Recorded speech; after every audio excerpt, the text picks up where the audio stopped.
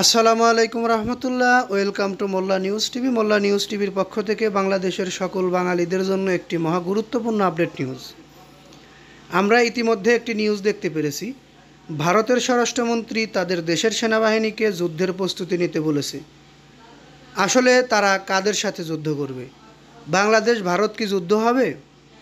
এই বিষয়টি নিয়ে বাংলাদেশ সরকারের পক্ষ থেকে স্বরাষ্ট্র উপদেষ্টা জরুরি নির্দেশনা দিয়েছেন। এই বিষয়টি আমরা এখন এই চ্যানেলের নিউজের মাধ্যমে তুলে ধরব। ধৈর্য সহকারে পুরো নিউজটি শোনা একজন বাঙালিদের জন্য অতীব গুরুত্বপূর্ণ।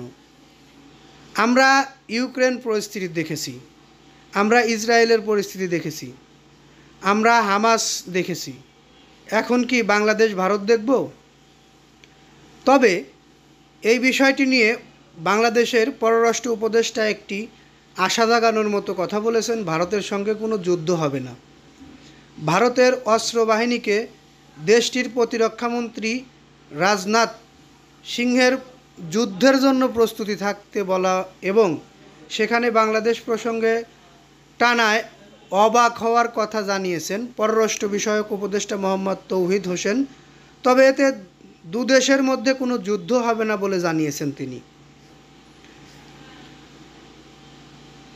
রোববার ৮ সেপ্টেম্বর পররাষ্ট্র মন্ত্রণালয়ে সামরিক বিষয়ে সাংবাদিকদের সঙ্গে আলাপকালে কথাগুলো বলেন তিনি।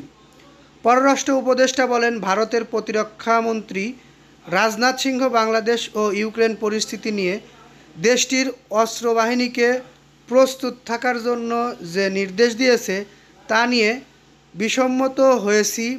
ইসরায়েল, হামাস ও ইউক্রেনের পরিস্থিতির জন্য ভারত যুদ্ধের কথা বলবে না।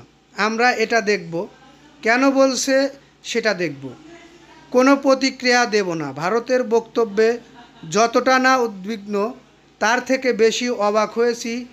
তবে এতে যুদ্ধ হবে না।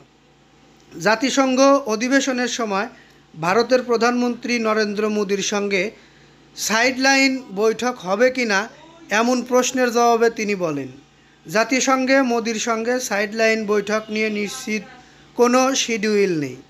তারা যদি না চায় জোর করে তো আর বৈঠক হবে না।